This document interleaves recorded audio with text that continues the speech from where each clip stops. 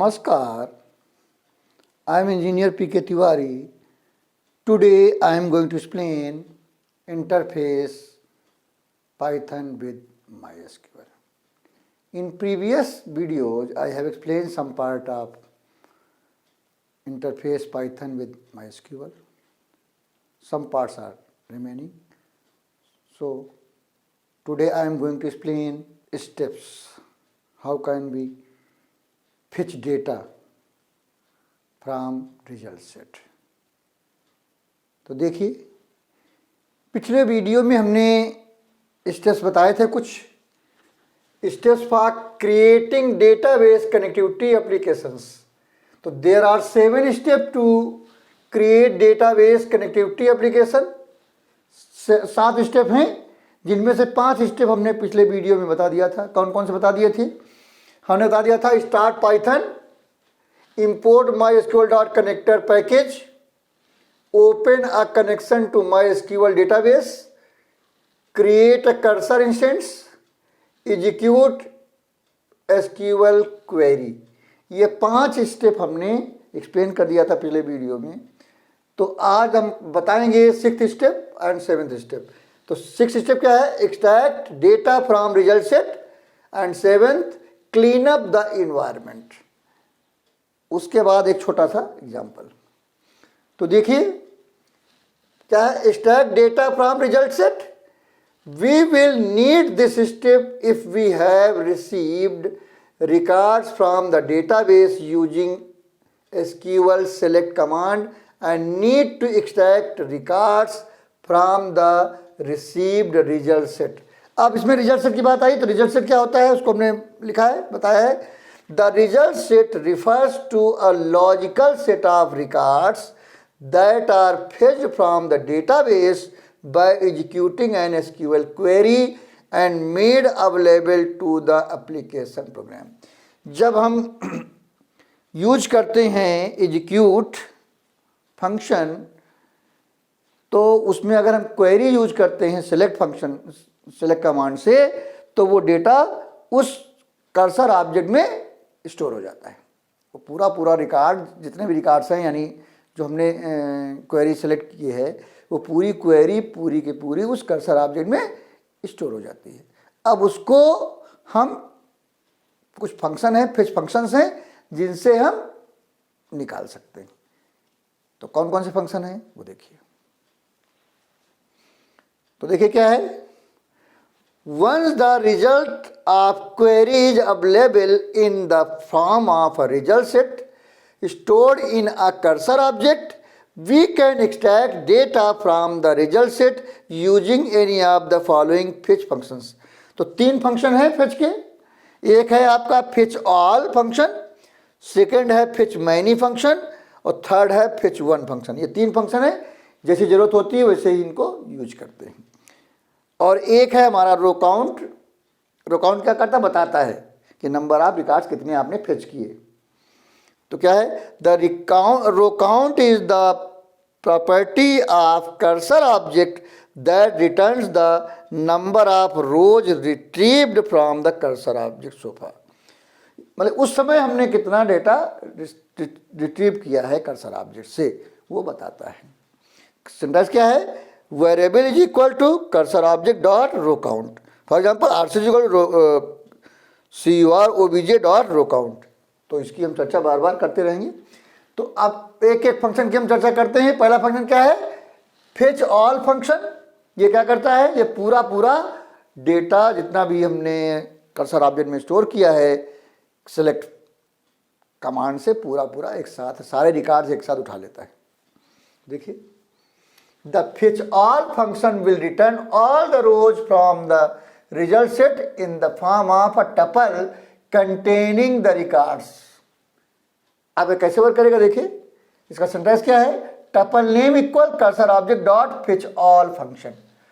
अब जैसे हमने एग्जांपल देखिए हमने लिखा TUP is equal to cursor object जैसे CUR OBJ है डॉट फेच ऑल तो सारा रिकॉर्ड आ गया.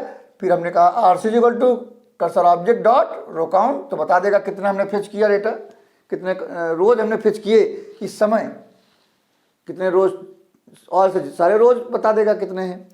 फिर हमने कहा print total rows are RC, फिर हमने कहा फॉर ए इन टीयूपी, तो एक एक टपल ए में आएगा, एक एक टपल क्या आएगा, ए में आएगा, 1 बाई 1 टपल आएगा और प्रिंटेड एक एक रो प्रिंट होती जाएगी, एक एक रो क्या होगी, प्रिंट होती जाएगी, क्योंकि लूप चला दिया इसमें, फॉर लगा दिया लूप, तो एक एक टपल ए में आएगा और वो बार बार प्रिंट होगा। ये तो एक बार में एक टपल प्रिंट होगा, नहीं एक बार में एक रिकॉर्ड प्रिंट होगा।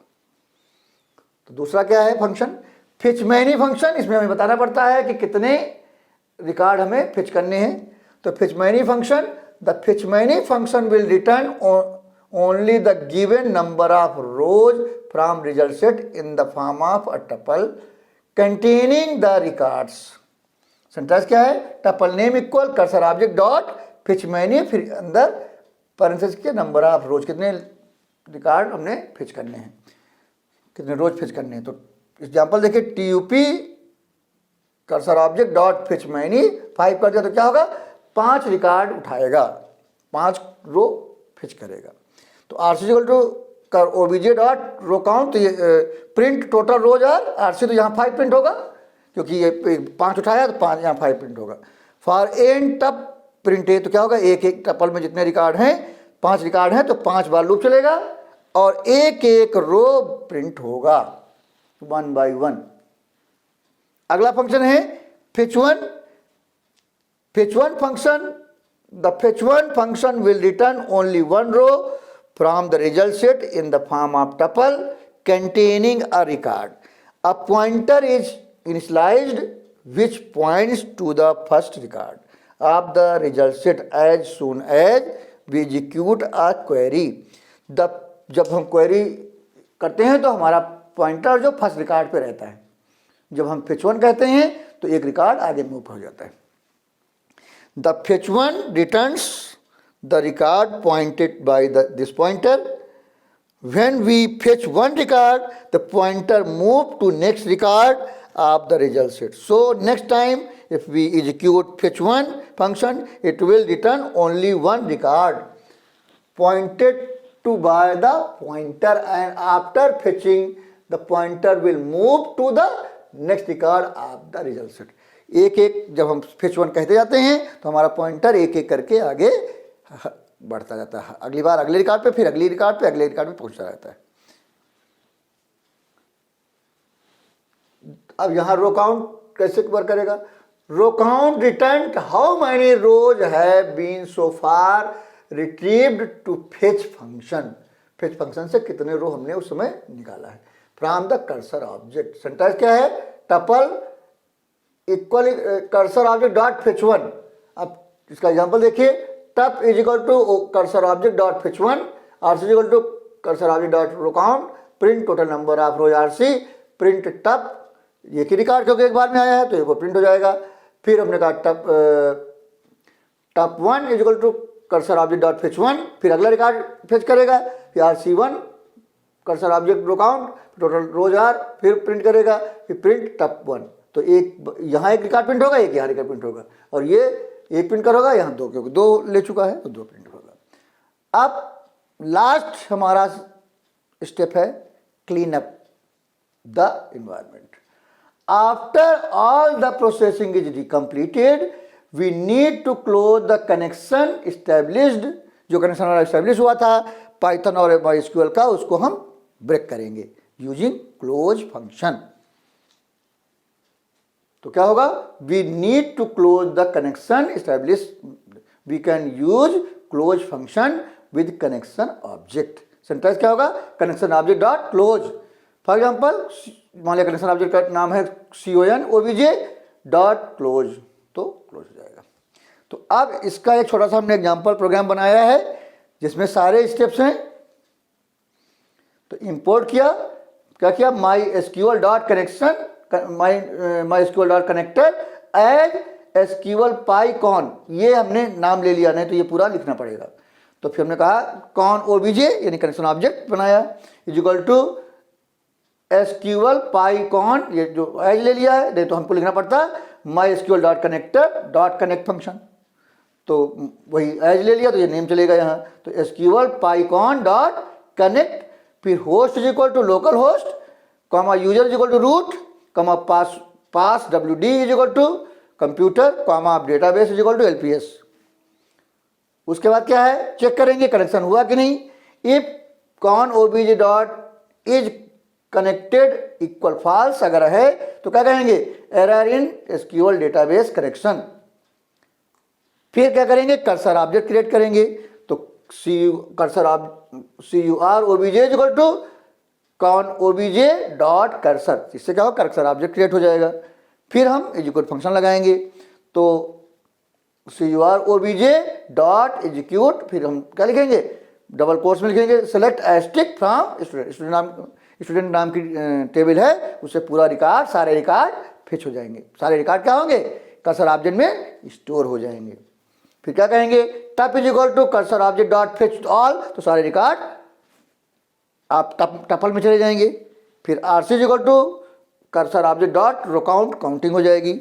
फिर फॉर ए इन टप, तो लूप चला, तो प्रिंट ए, तो एक एक रिकॉर्ड प्रिंट होता जाएगा। फिर जब पूरा लूप चल जाएगा तो प्रिंट, फिर कॉन OBJ डॉट क्लोज, तो हम क्या करेंगे, जो कनेक्शन बना था उसको क्लोज कर देंगे। तो पूरा एक छोटा सा प्रोग्राम बनाया है जो क्या करेगा, स्टूडेंट नाम की जो टेबल है जो कि LPS डेटाबेस के अंदर है, उसके सारे रिकॉर्ड को प्रिंट करेगा एक एक करके। तो यानी हमारा डेटाबेस ये प्रोग्राम कहाँ होगा, पाइथन में होगा, और डेटा कहाँ से उठाएगा, डेटाबेस से उठाएगा, LPS डेटाबेस से उठाएगा। तो please take screenshot.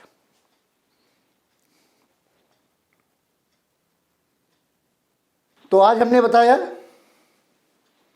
Steps for creating database connectivity step applications. तो 5 पिछले वीडियो में बता दिए थे, 2 स्टेप बताने थे। बताया कौन सा, extract data from result set, और 7 clean up the environment. Extract data from result set में हमने आपको फिच ऑल फंक्शन बताया, फिच मैनी फंक्शन बताया, फिच वन फंक्शन बताया, काउंट रो काउंट बताया, फिर क्लीन अप द एनवायरनमेंट में क्लोज फंक्शन की बात की, फिर एक छोटा सा एग्जांपल प्रोग्राम बताया। तो आपको वीडियो कैसा लगा, अगर अच्छा लगा तो तुरंत लाइक कर दीजिएगा। अगर कुछ डाउट्स हैं, कुछ पूछना चाहते हैं तो आप कमेंट बॉक्स में जाके पूछ सकते हैं। आप चाहे तो हमारे सोशल मीडिया में जाकर भी अपनी क्वेश्चन पूछ सकते हैं, उसके लिंक्स आपको डिस्क्रिप्शन में मिल जाएंगे। अगर आपने हमारा चैनल सब्सक्राइब कर रखा है बहुत अच्छी बात है, अगर नहीं किया है अभी तक तो तुरंत ही सब्सक्राइब करें। जब आप सब्सक्राइब करते हैं तो बगल में बेल आइकन रहता है, उसको क्लिक करें और ऑल कर दें। इससे फ़ायदा क्या होगा कि जो नए नए वीडियो आएंगे तुरंत ही आपके पास इन्फॉर्मेशन पहुंच जाएगी, आपको सर्च करने की ज़रूरत नहीं पड़ेगी। और अगर आपने हमारा चैनल सब्सक्राइब कर रखा है तो बार बार सब्सक्राइब करने की ज़रूरत नहीं है। सिर्फ क्या करना है, वीडियो देखना है, नॉलेज गेन करनी है, तुरंत ही लाइक करना है। जितने भी जानने वाले लोग हैं, नियर डियर हैं, फ्रेंड्स हैं, उनको शेयर करना जिससे उनको भी नॉलेज मिल सके। और आप लोगों से एक रिक्वेस्ट है कि जब भी वीडियो देखें पूरा वीडियो देखें, कभी अधूरा वीडियो ना देखें। और अगर कोई चैप्टर पार्ट्स में है तो पार्ट 1, पार्ट 2, पार्ट 3 करके देखें। जैसे ये चैप्टर पार्ट में है तो पार्ट 1 पार्ट, नहीं तो कन्फ्यूजन होगा। तो अगले वीडियो में हम आगे की चर्चा करेंगे। Thank you very much.